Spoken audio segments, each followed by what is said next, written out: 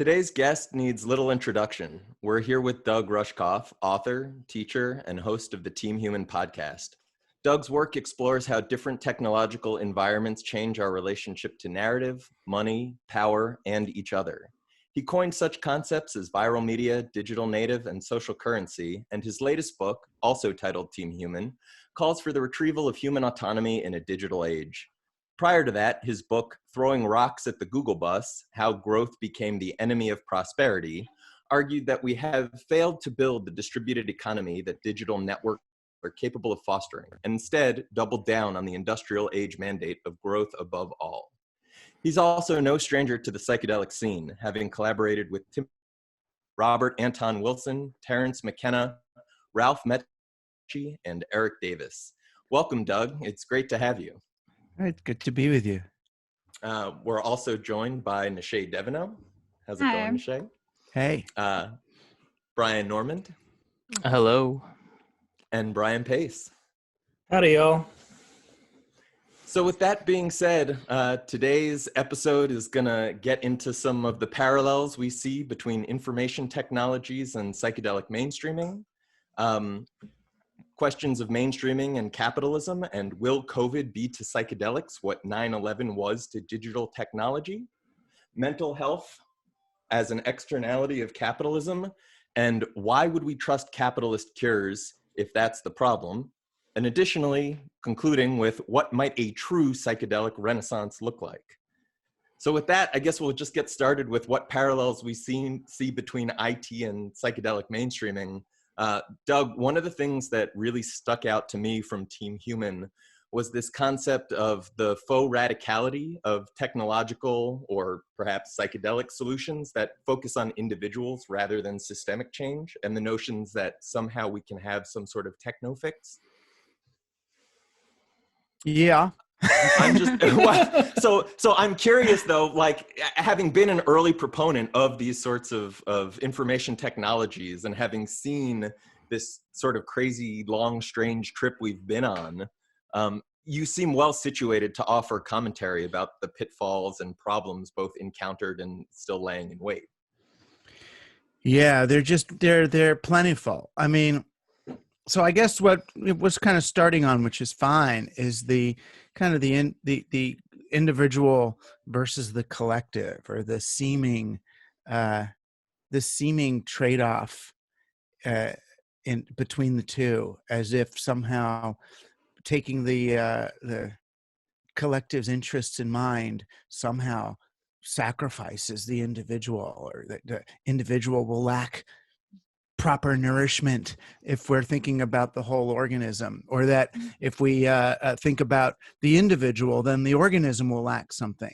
And I think there's a kind of a false dichotomy in there, and one that has plagued both the psychedelic community and the technological community, which I mean for me was often the same community, but for a long time, one of the main things that psychedelics reveals at its best is the individual's connection to everything, right? All is one. Oh my gosh, it's everything. And pretty much every bad trip has as its basis, oh my gosh, I'm not really here, there's no boundary, I'm just dissolving. What page of this thing am I on? So you know what I mean? We end up with kind of both problems. And that was the same sort of problem that plagued the internet. On the one hand, those of us who were there early saw, oh my gosh, everybody's connected to this thing. Everybody's the same. No one's better. No one's worse. This is beautiful. It was a network. And the network seemed to matter even more than the nodes on it in a certain way, as we identified more with the whole than with our own little piece. But, that was a problem for business. All of a sudden, if we're not promoting the individual and individual wealth and individual consumption and individual identity under neoliberalism, then we're going to crash the whole thing. So Wired magazine came along and basically said, no, this is an investment opportunity. We can do one-to-one marketing. What the net will be good for is to find the sort of the granular essence of each individual as a programmable piece, and then we'll get each one of those nodes to consume as much as possible. We're going to figure out every little, every little nuance in it. So we have, platforms from Google to Facebook to Instagram trying to, hone in on what makes us individual apart from any other. Even if they're going to lump us into a psychographic, it's still about manipulating me. Or Wired magazine telling everyone, well, come in on tech. The thing that the hippies are saying about the dissolution of who you are and you're joining the great Gaian global organism, that's all bullshit. What's really going to happen here is if you get in on the ground floor of this pyramid scheme, you're going to make a whole lot of money. And I was warning even back then in 92, 93, as that dot-com boom thing was going to start, that the minute you're building pyramids, you got to watch out.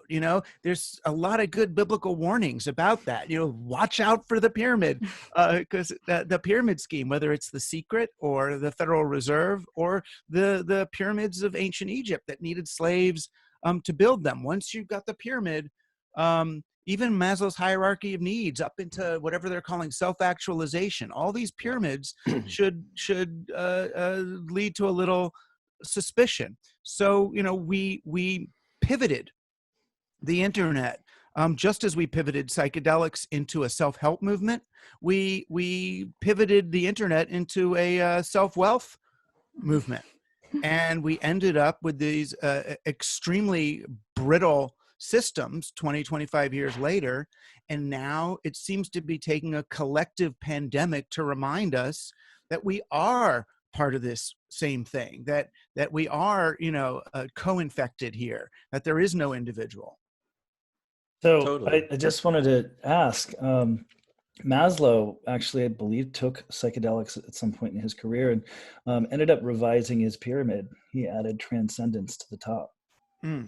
Which is nice, because self-actualization is so nasty. I mean, to me, I don't want to self-actualize. There is no, you can't self-actualize. There's no such, as far as I'm concerned, there's no such thing, because there's no self, as such. Totally. Well, and it also, some of what you were saying reminded me of when Bernie Madoff was put away and people were talking about his pyramid schemes. And it's like, for me, it was such a great glimpse that it's not about his pyramid scheme. It's the whole economic system is a pyramid scheme. And here's just one sort of telling glimpse into that and sort of what those underlying values, right? Whether we're talking about the values in technology or the values in our social institution, and then the notion that those things can be fixed and that technology is somehow neutral, right? That it doesn't bring with it its own sort of values and scope and limit. And seeing sort of psychedelics or the internet operating on this capitalist operating system, the way that orients things. I know Normie's been really taken with the concept of what is it? Ground and figure and ground. Yeah, I mean, it's a good way of parsing, parsing the problem.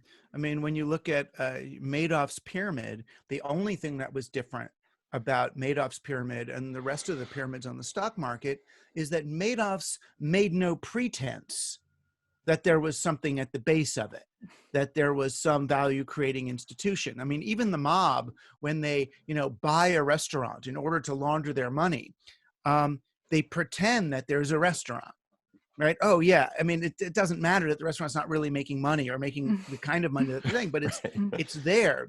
The stock market are really these names on entities that are almost disconnected from the ticker symbol, right? These are just names on debt. These are stories that are used to extract value from people, but they're not, value generating enterprises. So in that sense, yeah, the business becomes the object, and the debt structure or the financialization becomes the object, the figure in this. And what does that do? It ends up destroying the enterprise, just as the restaurant in Hock to the Mob eventually goes under.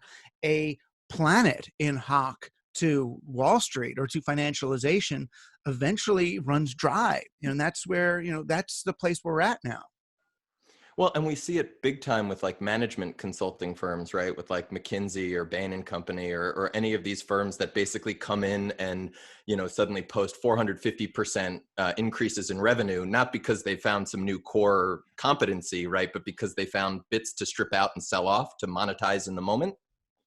Right. I mean, and that's following, Jack Welch in the 1980s and early 90s. Really, this was what he taught, at GE, that he did the simple calculation. Look, we make, maybe, 20 cents on the dollar when we make a washing machine, but we make like 60 cents on the dollar when we lend money to someone to buy a washing machine. So he sold off the appliance making and kept the banking. Because if you're in an economy that it's basically an economic operating system developed to serve the lender, that's what it's for, is to help money lenders extract value from an economy, then you want to be as close to a bank as possible. That's why even right now, it's for a lot of reasons, it's the banks that are trying to run, are being asked to run the recovery. Because we live in a banking economy. We have they're the only ones who can issue the utility that we use to exchange value amongst ourselves. For sure. I mean, again, sorry, go on. Oh, no, you go for it. Please. I was just going to ask, in light of that earlier question we just touched on in passing about whether the coronavirus can be, a potential moment of reckoning, within the psychedelic community, that we're only as secure and fruitful as the least among us, and not just emphasizing the individual's actualization or productivity. I mean, just bringing up that I think amongst the people who, I don't want to speak for the psychedelic community in general, but the people who are speaking publicly at conferences, et cetera, I think we are in the minority of people in questioning sort of this larger financialization and pro-capitalist model. And so one of the questions I had in terms of like the fact that we're still very much in this utopian, optimistic vision of what psychedelics are going to do without any kind of systemic critique kind of involved, how to try to advance these kinds of conversations when you're portrayed as, a negative Nancy kind of figure and against the grain of the kind of the many. How do spoil sports gain traction? Yeah. I mean, it's hard. I always go back to Timothy Leary's notion of set and setting, and how, I've applied it to a lot of things. For psychedelics, as I'm assuming most of us know, he meant that, what determines the quality of your trip is the mindset that you bring to it and the setting in which you do it. Now, the internet started with that kind of hippie set and setting of, we're going to use this to reconnect humanity into the Gaia, the Gaian mind, and unleash, new capabilities of a collective consciousness. And then it became a set and setting of extraction and surveillance capitalism, right? Surveillance and control. So of course we're all having this bad trip about surveillance and control and nightmare. In the psychedelic community, it's interesting to look at the changing set and setting of the psychedelic community and what is the set and setting. Because even though you could say there's a lot of different players, there's still a set and setting. Brian Pace is chomping at the bit to answer that one. Well, we've talked about a lot on this podcast and in public events and in articles that ultimately whatever this thing that's happening, this psychedelic renaissance or resurgence, that writ large, the setting is capitalism. And so in terms of how this trip is going to go, it's going to account for quite a bit. Right. I mean, it's a tricky thing because, in the early hacker days, people didn't like hackers and they didn't like computer programmers. They didn't like game designers. If your parents in the 80s found out that you were going to go into computers or game design, they would worry for you. Like, oh no, you're going to go and do Dungeons and Dragons for your job. You're never going to make it anywhere. People aren't going to buy computers. No one wants a computer. This is horrible. Don't do it. You're going to be a boring, asexual, poor person. That's what they were worried about. And then, of course, it turned out by the early 90s, a few of them, like AT&T and Northrop Grumman and Intel, they turned to the hackers and said, oh no, maybe what you're doing is valuable. And money, even though the hackers weren't selfish people, money became a confirmation. It was like daddy saying, here's $1,000. So you don't have to sit in that garage eating pizza. We're going to give you a desk in a company, and you're going to make money with this stuff. We could build a shopping mall like Amazon. And we were so hungry for approval that we took, okay, sure, we can build you a shopping mall. We can build you a surveillance network. Because we can do this. This is good stuff. And they acknowledge. So now, after however many years of dealing with, Art Linkletter's daughter jumping out a window or whatever and blaming it on Timothy Leary and psychedelics, finally, it feels like the medical establishment, the wellness establishment, all these, even if it's a little bit of military mind control, MK Ultra leftovers, whatever, they're coming to us, the cool kids, for treatment, for knowledge, for whatever indigenous wisdom we've been able to steal from the developing world. Oops. We can go into that. We can go into that later. Whether we're the man. But so we do. Well, this is the thing. Those of us who are most willing to uncritically embrace this new offering from the man has his hand out. Those of us who are most uncritically willing to jump into that have a particular style, right? And those of us who are least, let's put it in the nicest way, who are least afraid of capitalism, who are least concerned about compromising our values, or as we might say it, who are least aware of the corrupting, manipulative, extractive, and deadly influence of corporate capitalism on anything it touches, are rolling out the red carpet for these and getting involved. So on the one hand, we've got to accept that they are our brother and sister freaks, but they're the ones who dress well. They're the freaks who can write a business plan, who, the question becomes, and it's the same question that plagued Matt Groening and Gary Panter back when Matt Groening was selling The Simpsons to Fox.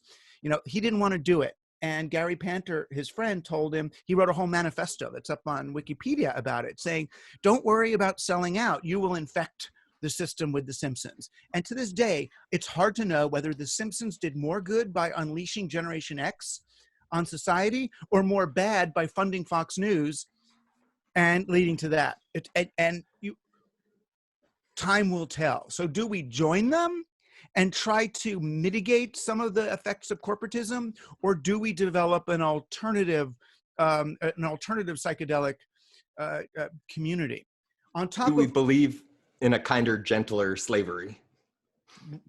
Yeah, I mean, well, can we co-opt capitalism for our own purposes? I mean, so far, I still haven't seen it done.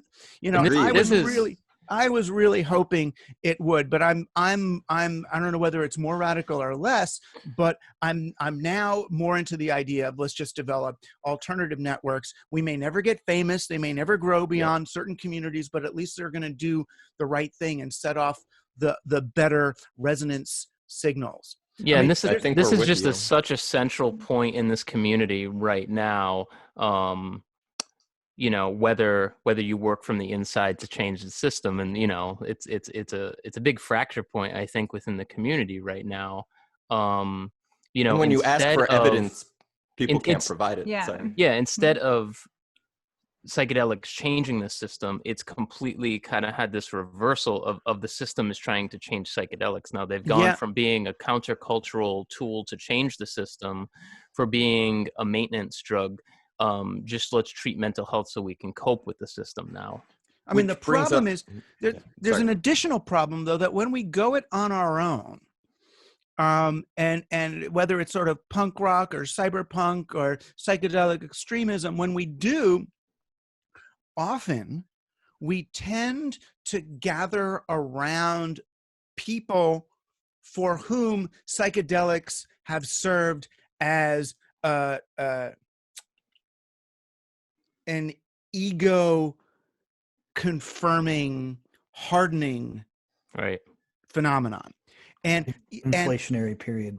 Yeah, I mean, there's people, especially if they start psychedelics too late in their career, I think, sometimes if you don't do it by the time you're in your early 20s, it can end up kind of stiffening you. It can end up, turning you into just a fucking raping asshole. I mean, for lack of a better word, like any of the gurus out there. And and when you see that on our outer fringes, it's like, well, you don't want to go too far that way, or you get that, and then those examples make people think, well, at least if we can do some kind of an FDA corporate thing, we won't have, people grabbing our titties when we're tripping. Never mind that we have numerous documented cases of FDA approved, therapies resulting in just that. And on top of it, you've brought up a few things, right? You've brought up questions of Northrop Grumman. Right now, one of the people behind Compass Pathways, George Goldsmith, was involved in this regulatory capture firm called Tapestry Networks that did direct work with Northrop Grumman. So they're coming in. We've got these dynamics. You were talking about data and surveillance capitalism. One of the things that I think you and Shoshana Zuboff both discuss are sort of these black boxes and the dual ledger system where only some of the information is available to us. And also, as we increasingly build these AI networks and these neural networks, and this hoovering up of data becomes the new capitalist imperative, right? As we transition from industrial capitalism to data extractive capitalism. And one of the things that terrifies me about this, and I would say I'm very much terrified of capitalism when I look at the deleterious effects and the actual human costs required to maintain the system, which it seems many in the psychedelic community view as abstract or not particularly real, looking at the data imperative and seeing how valuable, how dense biomedical data is, and recognizing that where we're going with surveillance capitalism and psychedelics is into therapies that include wearables and algorithms and machine learning leveraged to extract every bit and byte from these incredibly complex and data-rich therapist and biomedical contexts. I mean, to me, this seems like some truly absurd dystopian nightmare. Well, it depends who you talk to, and some people love the idea. I mean, on the one hand, it's kind of cool to know. Wouldn't it be good to know the second that one of those COVID bugs got into your bloodstream and your Fitbit starts shouting, spray Lysol in your mouth and you'll be fine, or whatever, I think that's what the president said to do. I think it was inject it. Inject right. It, and maybe quickly introduce a UV light into one of your orifices. Yeah, but if I'll stick UV light up there. I don't care. It's going to kill a COVID. Yeah. They can make long, thin tubes. You don't have to think of it as a Philips light bulb. They've got LEDs and stuff. It'll be fine. Like little beads on a chain. One of the things it's all good. Dave talks about a lot is that not only are we talking about all of these technologies and psychedelic therapies engaging in a context of surveillance capitalism, we're also talking about the same people doing this. So when we look at, for instance, Compass Pathways or Atai, we have Peter Thiel, who's this arch libertarian conservative vampire. He's a data vampire, Literally. as well as a literal teen vampire. But ultimately, like, we don't have to speculate about what these individuals will be doing with this data. If we look at Palantir, we see that they're using it to discipline an extremely vulnerable workforce, in this case, immigrants. They went and rounded up 600 of them all at once, and these individuals are by definition undocumented. And in doing so, did they arrest the people who had hired those workers?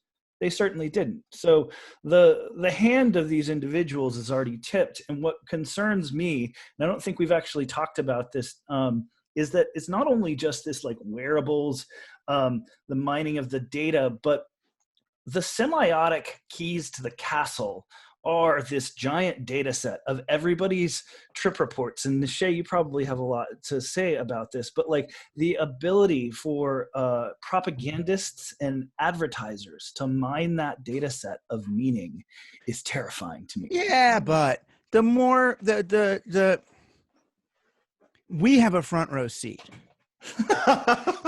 You know, they're trying to figure it out from sky high. It's like if someone's gonna use a drone to look in the window and see, you know, me having sex, they still have no idea what sex is. You know, so I data is useful really only for lumping people into these big categories and blindly seeing what works on them.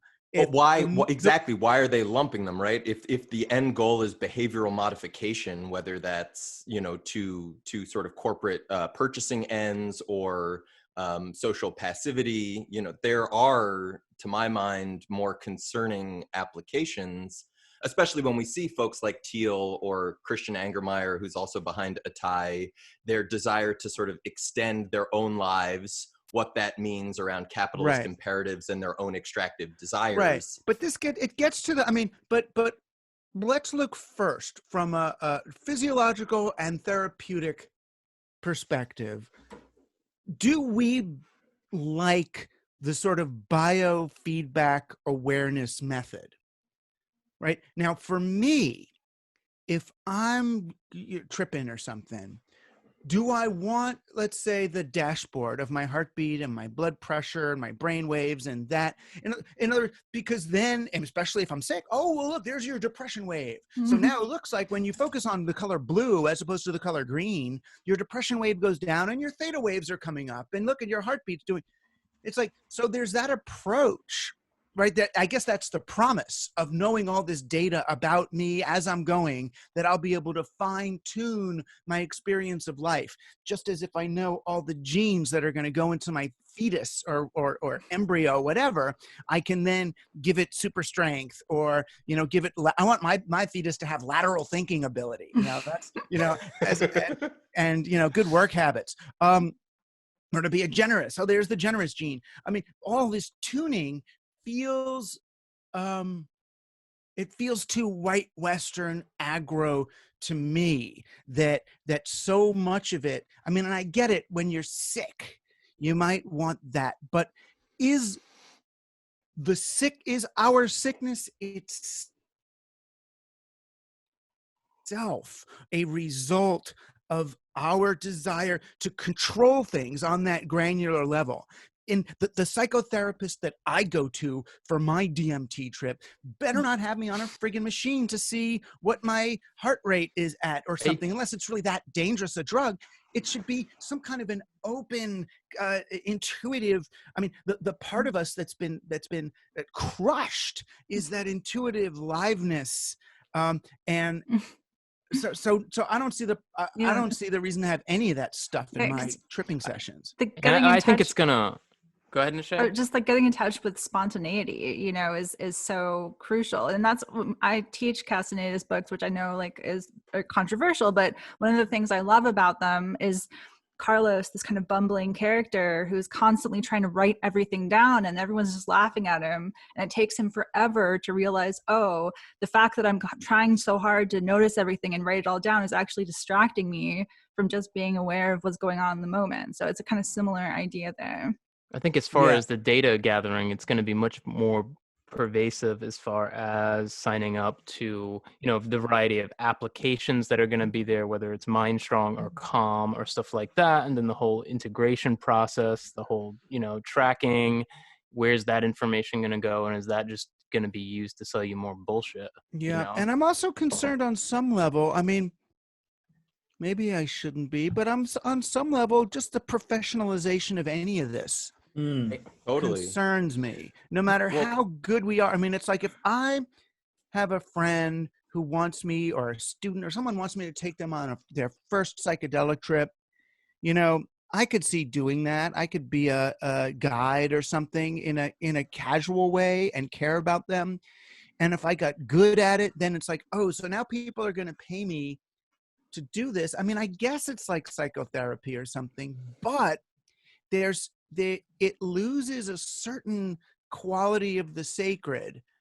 And I'm not saying that it's not a value exchange and all that. And I could go to a shaman and bring him bananas and kiwi, and I understand. And if he needs money, I would bring it. But us here around going to some dude's apartment and giving him $300 and then, vomiting into a hefty bag and, talking about the way my mom treated me as a kid and moving on. So there's something off to me. There's something utilitarian in that absolutely. Well, and that commercial nature drives these really absurd moments, right? Where we've got Paul Austin from the Third Wave employing one of his volunteers to go on the BBC and role play a client. And he says, oh, our former working relationship, or, our working relationship isn't relevant to this. In this context, he was just a client.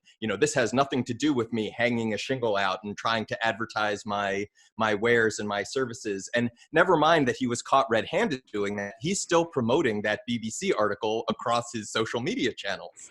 Right, but what he's doing is not a bad thing. I mean, I read his stuff. He's educating people about how to take, microdosing every third day. I've had really good emails with him. He cares about people functioning at better, in better ways. I'm gonna probably broaden this topic away from this one individual particular practitioner. Draw a bigger circle around it. And one of the things that you were talking about is sort of skepticism about the professionalization of psychedelics. What bothers me is, and I mean, you're somebody who is has collaborated with Robert Anton Wilson, if I'm not mistaken. Here we are talking about the nuts and bolts of marrying the bureaucracy to the psychedelic experience, which is one of the original dreams. Could you imagine in the 1960s? It's like, okay, they all want to take acid. What are we going to do about it? I mean, it was just give it.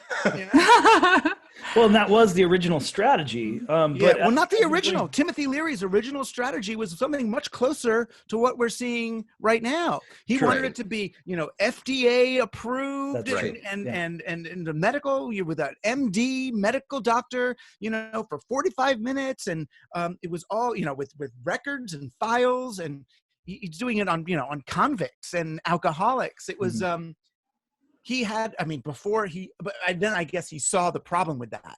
And we've certainly been critical of that model. We've talked about access as one of the just fundamental ones. We live in a country and where most people don't have access to healthcare.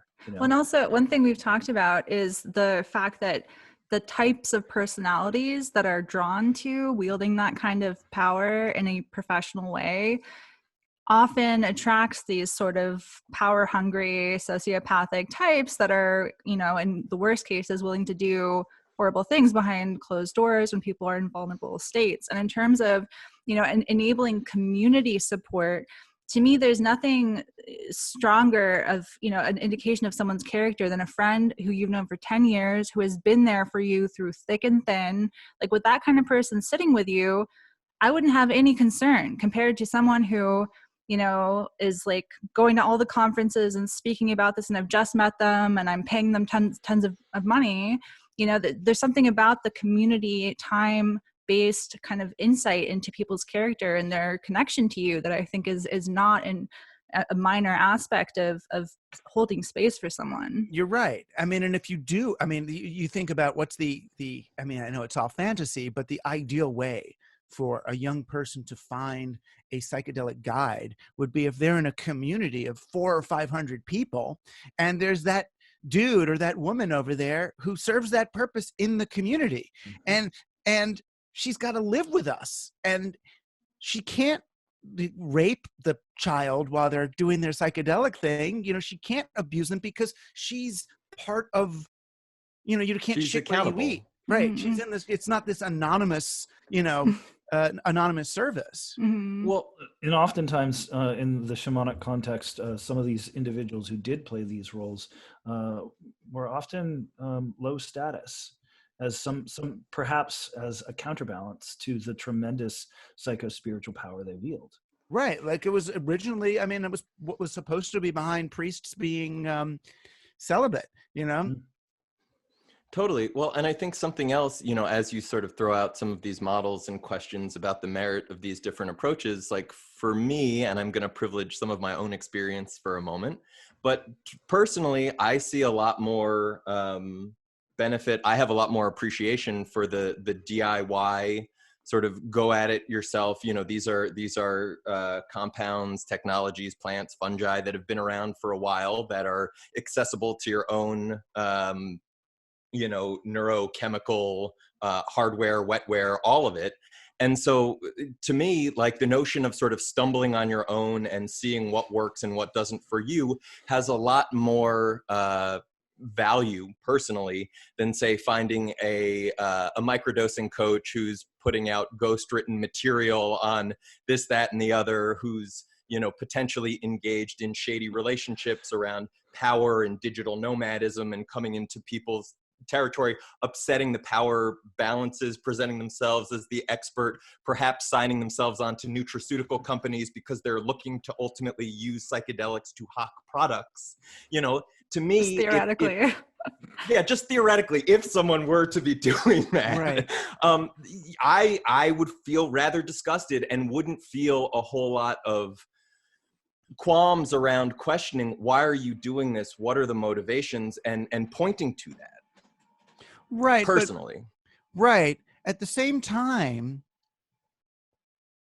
when I was in college, after I had had my first experiences, I assumed that everybody would have basically the same experience. Oh, you take a couple of these little paper squares and you find out that, oh my God, we're one creature. It's all one thing. And death isn't real and life isn't particularly real either, but because it's all love. And then I saw this documentary about the crowd that hangs out in the parking lot of the AC/DC concert in the 1970s. And there were these kids like sitting in the back of a truck, and they say, oh, they had just taken like 4 tabs of acid each and whatever. And they're just like breaking bottles and shooting things and being all just total Bubba assholes. And I thought, oh, so I guess different people bring different things to this. And knowing that, it sort of made me think, well, you can't just, like I was originally thinking, you can't just give every high school senior an envelope with this stuff and say, go for it, Irving. You know, that whatever they're bringing, I mean, it's all that set and setting stuff. But if they're not looking to explore, if they don't even know that psychedelics are work, if they think that they're just entertainment, like wanking or nitrous, although nitrous can be interesting, but you know, a traditional back of the car whippet, then it's not going to matter anyway. So it seemed to me that some kind of mentorship or tutelage or guidance was required in order to massify this thing. Well, we get back to but you don't, You know, you don't go to Tony Robbins though. Oh, go on. No, go on, Brian. No, I'm just saying there's other people than you know, the Tony Robbins types out there. Well, Sure. Totally. And as Pace just pointed to communal values, and just a quick point, and I want to hand that over, was, you know, we're talking about now, it's not just like the individual guru, right?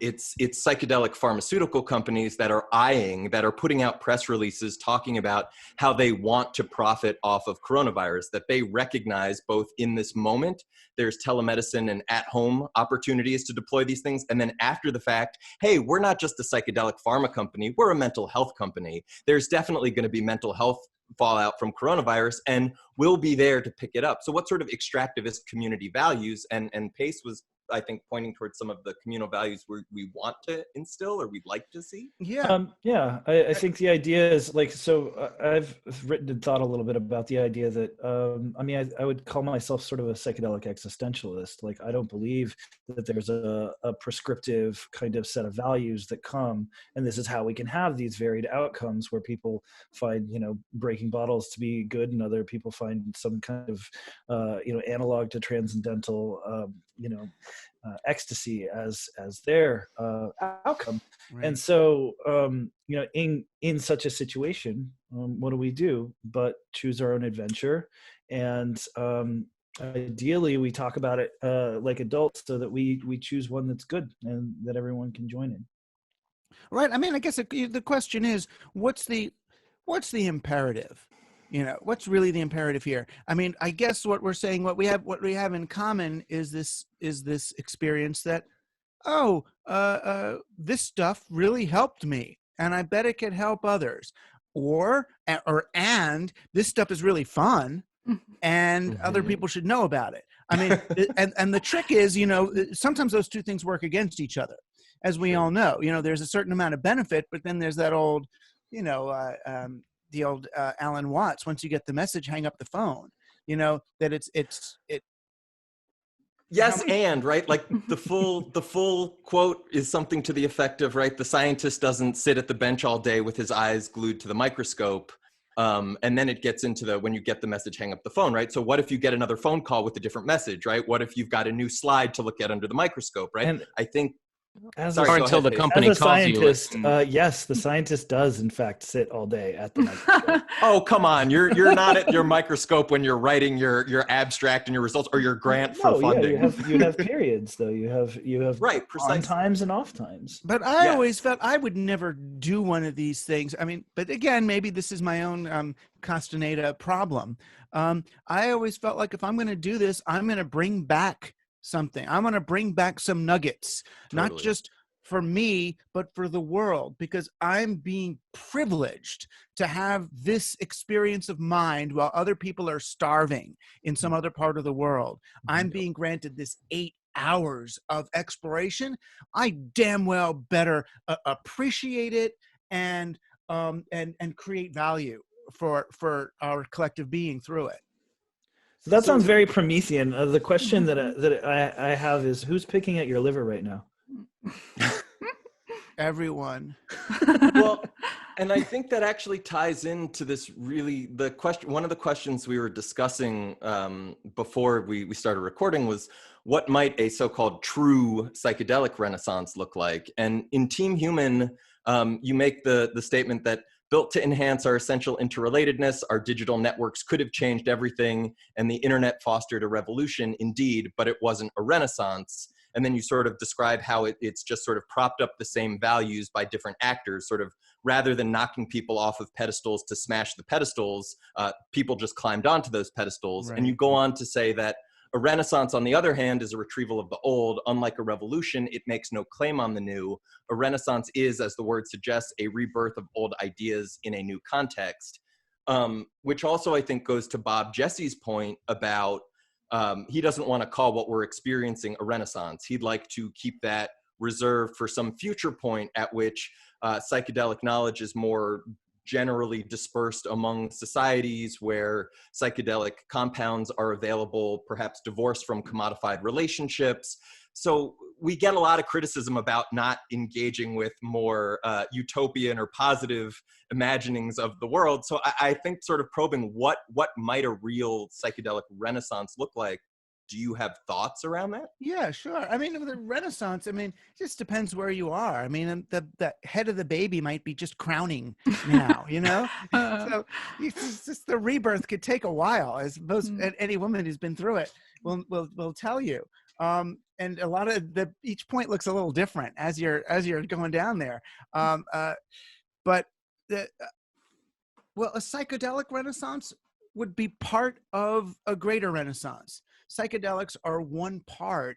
A renaissance happens, you know, in a 360-degree way. So a renaissance is a rebirth of older understandings of money, of work, of women, of nature, and certainly of the plants that we're living with here, and that whose consciousness we've chosen to ignore for the last, I don't know how, certainly 5,000 or 6,000 years. You know, it was Francis Bacon, I talk a lot about in Team Human too. Francis Bacon, the father of kind of empirical science. And when he was selling science as the new way of thinking, he said, you know, science will let us, you know, grab nature by the forelock, hold her down, and submit her to our will. You know, so it's basically what he's saying is we could hold down nature by her hair and rape her. Mm-hmm. Well, if science is a rape fantasy, I mean, well, that was the Renaissance. That's what the Renaissance was. The Renaissance and the Enlightenment. That's what they were doing. They were repressing. They were repressing a whole set of values and retrieving and rebirthing others. These sort of ancient Greek values of central authority and Platonic forms and a separation of nature and idea, church and science and all. That was the beginning of all that. Science as dividing things rather than holism. So what happened? You know, they burned women as witches. They started to conquer nature. We got the industrial age. We got people weren't able to create value anymore. So when I see a renaissance, I see it happening along a larger spectrum than just psychedelics. But sure, psychedelics are one of the things, the greeny engines, Terence McKenna is like a medieval elf of some kind, right? And Are You Serious was a gnome. I mean, all these people, you know, and John Barlow and the Grateful Dead, these were all, and Burning Man, these are all what I would argue are medieval, pre-Renaissance sensibilities. All the sensibilities that got repressed in the Renaissance can come back. And one of them is the magic, the magic herbal alchemy that these sciences that largely women understood. I mean, women were taking ergot alkaloids for during birth. It was called polpo ad partum. Yeah, the dust of pregnancy. Exactly. I mean, because they understood the purge, the purgative effect. And the release, because it's a release, it's everything, right? I mean, we know it more as more psychological release. But what would a psychedelic renaissance look like? It would be, I guess what would make it work is that it wouldn't be divorced from a renaissance in every other area. Mm-hmm. So that a psychedelic renaissance wouldn't be part of a Wall Street business plan, because it would be coming along with collaborative currencies and a group of people working in a psychedelic space. It would be set up either as a platform cooperative or as a commons, or it would be run by women instead of men, because they, or it would be, intimately tied to nature rather than some building in New York. You'd have to make a pilgrimage in a sort of, it's almost like in the fashion of Walter Benjamin, in order to get the aura of the thing, you've got to go to it. So you don't, bring a jar of crap back to New York and vomit on the floor of a living room. You go to the friggin', well, now you don't, but you find out what are the psychedelics that are indigenous to where I live. There's got to be something right in the Catskills that some Native American took. What are my psychedelics? And I don't want to take your psychedelics. And then that's sort of more what a psychedelic renaissance would look like. It would be community driven, bottom up, very local. And then we would share our findings with each other on the net. Sasha Shulgin said DMT is everywhere. And I mean, the thing about the way that you're describing a psychedelic renaissance being somewhat inseparable from neo-renaissance, to me, I think that really is a point that we are orbiting around a lot at symposia, is really trying to hammer on the fact and bring our community that we care about along to say, listen, like, it's not just about decriminalization or legalization. It's also about all the fucking people in prison and about the planet that's fucking dying and about people, not treating each other well, and exploitation and all that kind of stuff. And constantly we're getting this pushback that says, like, you're being uncivil, you're ruining the party, you're changing the subject. And yet it is the subject. If we want to have psychedelics in a way like that feels in the broader society like we're surrounded by our friends, then we have to make friends with society in some way. Yeah. I mean, the other way to look at it is, a Renaissance psychedelic society would want to create a world in which it was impossible to have a bad trip. Mm-hmm. Because Bingo. there'd be nothing to bad trip about. Bingo. So, there came a time, and this one I really stopped in after college. It was like, I can't in good conscience trip anymore because there's too much suffering going on. I'm too painfully aware of it. And I mean, it sounds like an argument against compassion, but it's not. It's an argument against willful blindness to what's happening. And hedonism.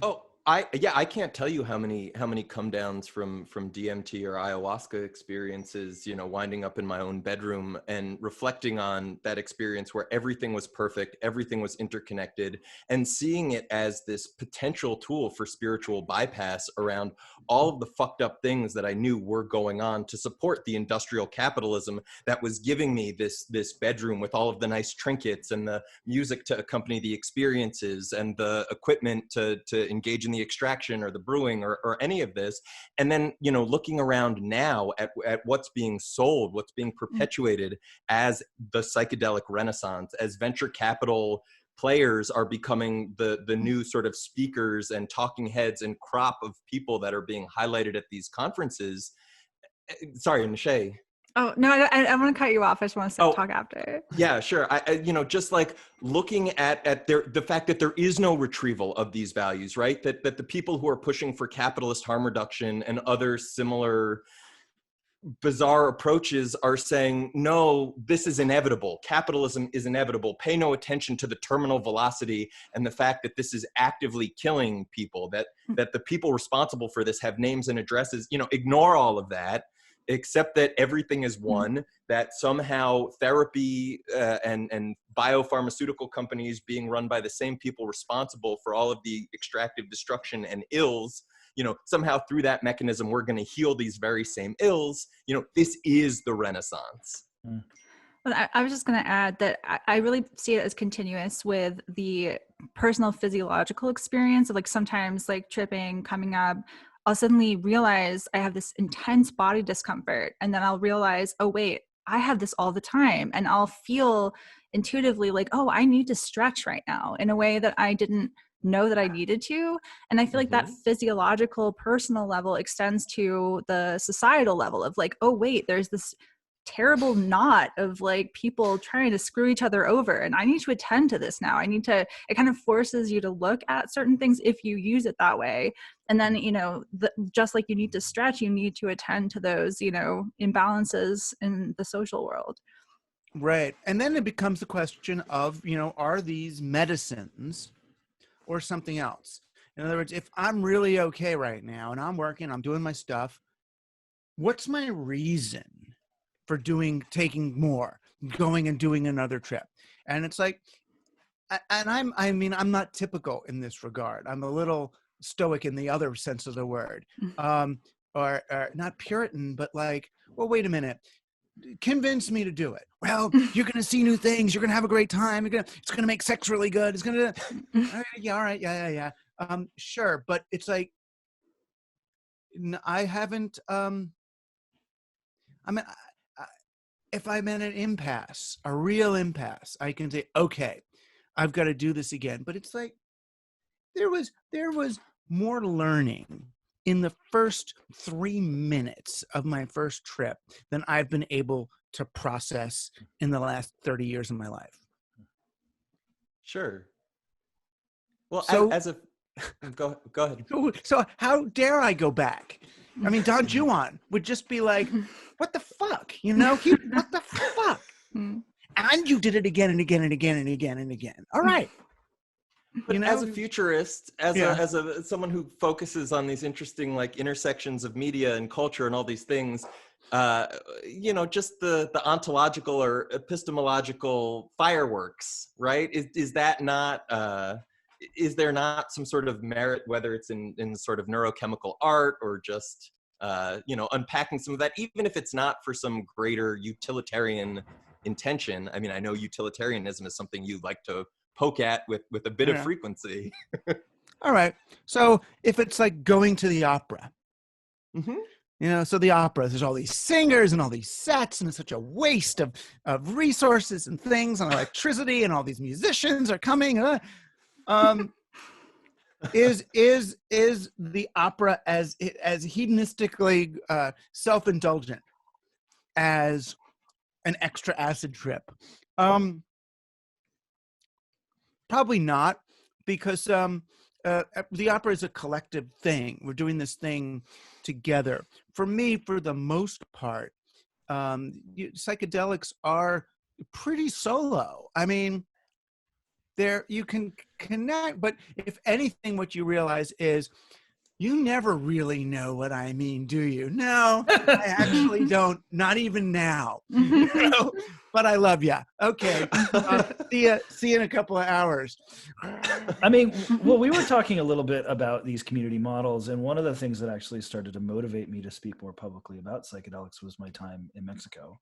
And I had the opportunity on a couple of occasions to sit at a peyote fire with a Huichol shaman who was mostly servicing the Mayan community of that area. So he was a traveling roadman.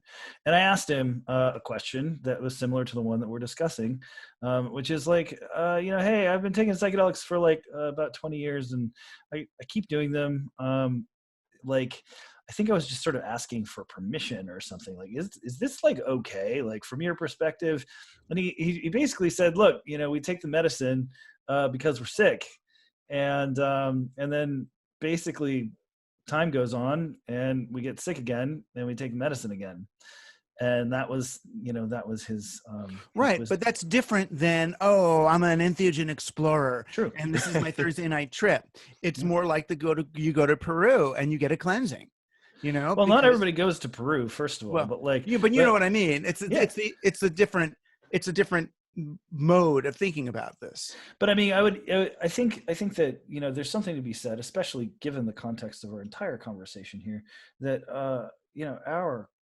our society is full of all kinds of toxic agents, whether they're the physical, literal ones or psychic ones. And I think there really is something to be said for the periodic, mental hygiene trip.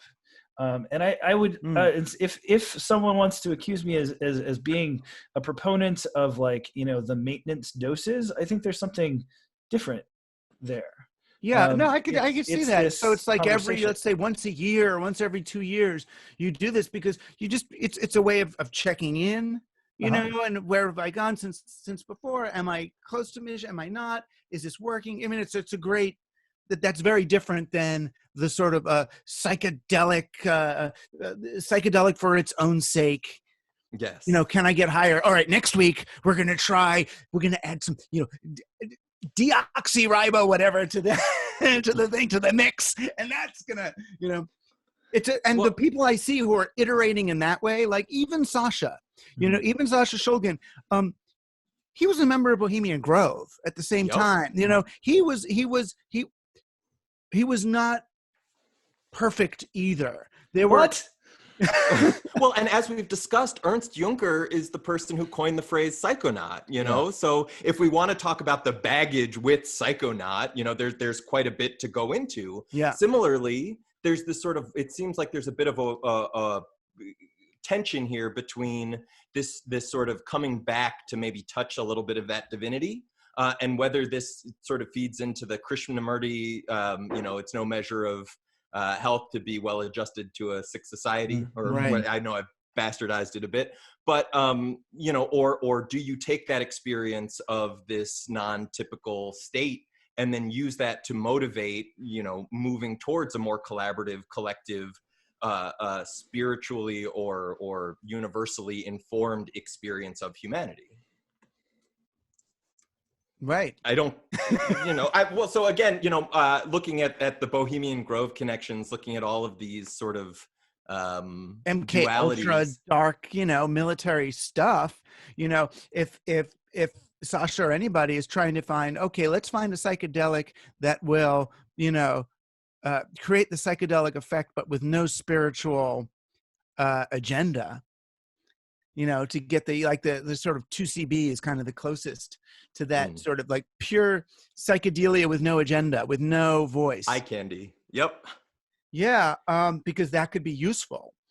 Well, and that's almost, it seems like it's kind of like the opposite even, or at least a counterbalance to his musings on if he could find a compound that would reliably produce a +4 experience, right? That at that point it would present some sort of transcendence of humanity, that maybe some sort of answering or resolution, if we want to say, right, around the human question, like that, again, that there's this really interesting tension just in the chemistry.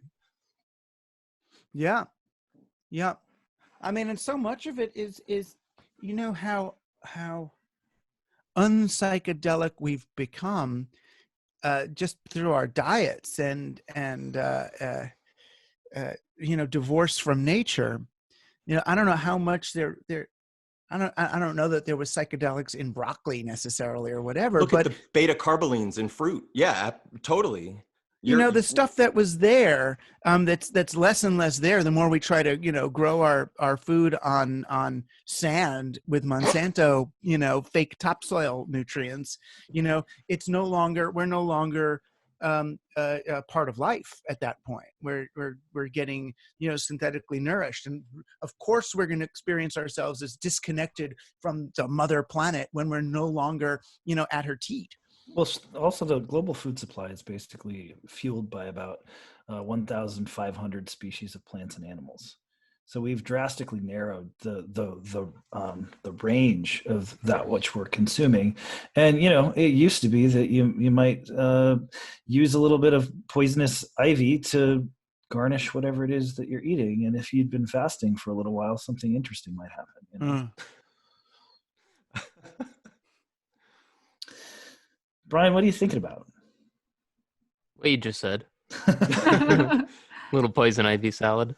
Well, and Normie's brought up a lot of the botanical histories and the Francis Bacon stuff as well. And as people within psychedelia try to present this as an apolitical endeavor, and the notion that science stands outside of it, or the notion that therapy stands outside of it, these all seem to be political projects. And especially if we understand that sort of dominator model, I mean, that's what gave traction. That imperialization of science is what really gave science legs, as I understand it, right, Normie? Is my understanding of it is that like science and imperialism and went hand in hand. So did magic and imperialism, though. Mm-hmm. If you read the new book on John Dee by Jason Liu, and he basically shows how John Dee taught Queen Elizabeth how to run an empire. Yeah, he's like 007. Through basically the original, British sigil. So when he wasn't talking to angels. No.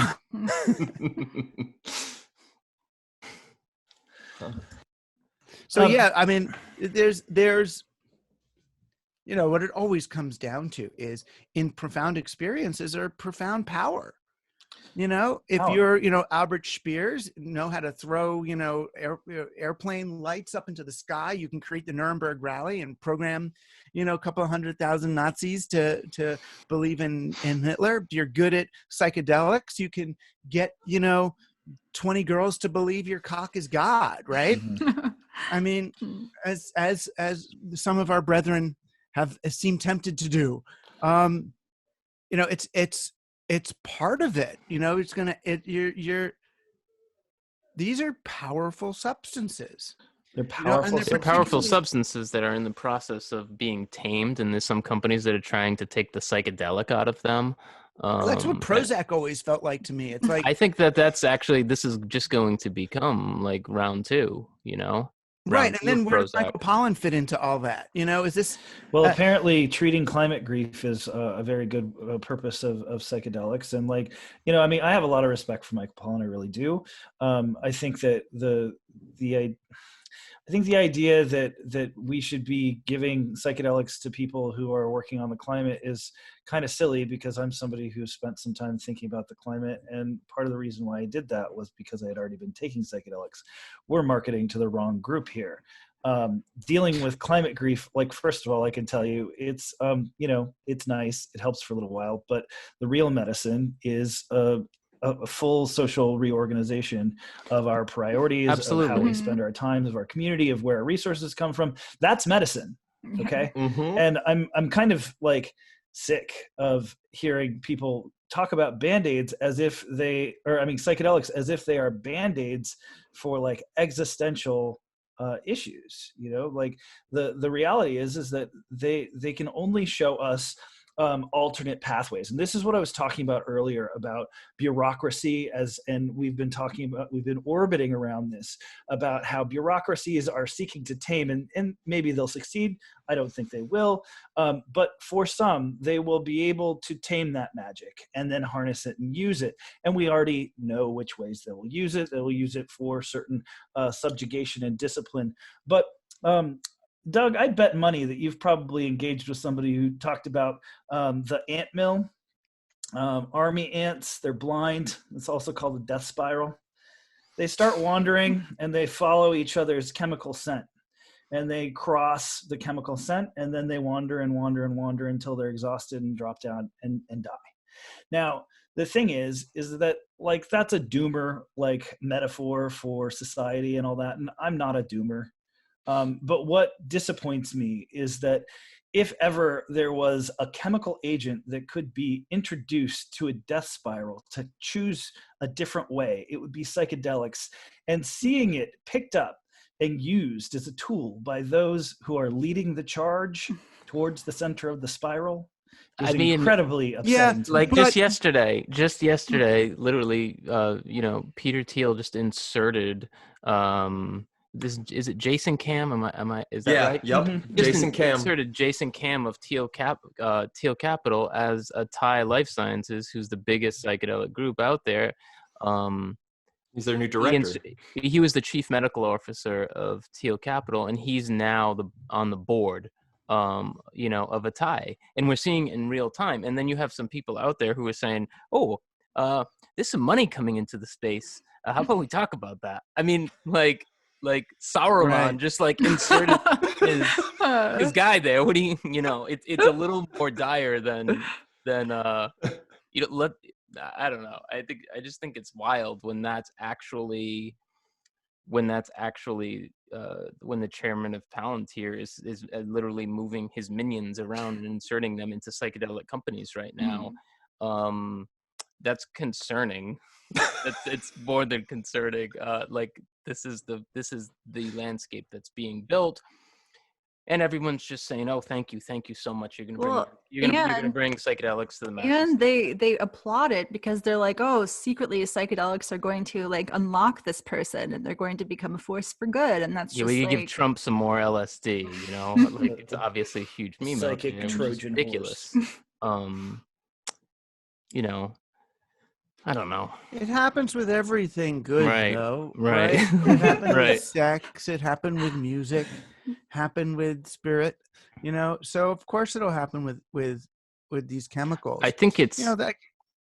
I just think it's fascinating to talk to you and how you've seen this happen in tech. And I read Naomi Klein, and in her book she describes how this happens with Big Green, the climate movement, and I feel like that a lot of the psychedelic community is so insulated from the rest of these movements. I mean, there's a massive disconnect between the psychedelic community and just drug policy reform in general. There's a big gap that exists in between there, and the whole phenomenon of psychedelic exceptionalism, blah blah blah. Yeah, but it also, you can also look at it though as a little bit more cyclical, or more like breath. Sure. So, okay, so we exhaled psychedelics to the point where they were like totally illegal, and anybody who touched them was getting arrested, and you couldn't find acid for the life of you, and the last known chemist was dead and whatever.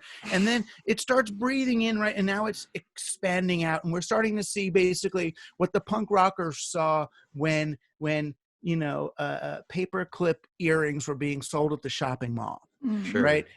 Or the Clash signed a deal with Columbia Records. And that was really upsetting to people. And they protested at their conferences. Yeah, that happens. And, so I'm watching the psychedelic meme set and chemical set go to all these other corners. And as far as I'm concerned, as a basically pro-psychedelic person, yeah, there's a lot of screwed upness. At the same time, I'm seeing psychedelics become normalized, and when the long story is told, the more normalized psychedelics are, the more mundane they can become, but also the more accessible they are, the less illegal they are, and when the tide comes in, like when the .com boom turned into the .com bust, Right. We built some new things. We built Blogger, and we started to do video, and we did some other things. And then, Facebook came and all that. Oh, nightmare. That's going to crash. Then we'll build some more. So if they're going to blow up the balloon with their Peter Thiel, nano-probing LSD stock market nightmare, whatever, I will sit here and patiently watch. The same way I'm watching them put, fake pot stores all over the place. Yep. And every once in a while, like here in New York, there's a legal, pot dispensary called Etain, which is run by it's a women-owned business, and they're trying to do it for real and provide actual quality stuff through the new system. As a pharmaceutical, people do arise, and we are so much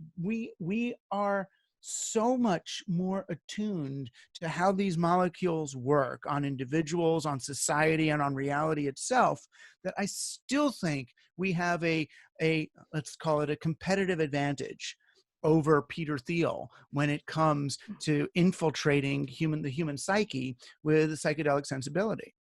Well, I think as long as we harness the power of the weird and can continue to tell better stories, right? Because one of the things I think the weird will not be harnessed. Right. Well, okay. To the extent that we can sort of hitch ourselves along for the ride, right? Wherever it happens to take us. One of the common psychedelic memes that pops up in like elfin language in my head when I'm in kind of far out places is because in the end we throw the best parties. And I feel like there's an element to that.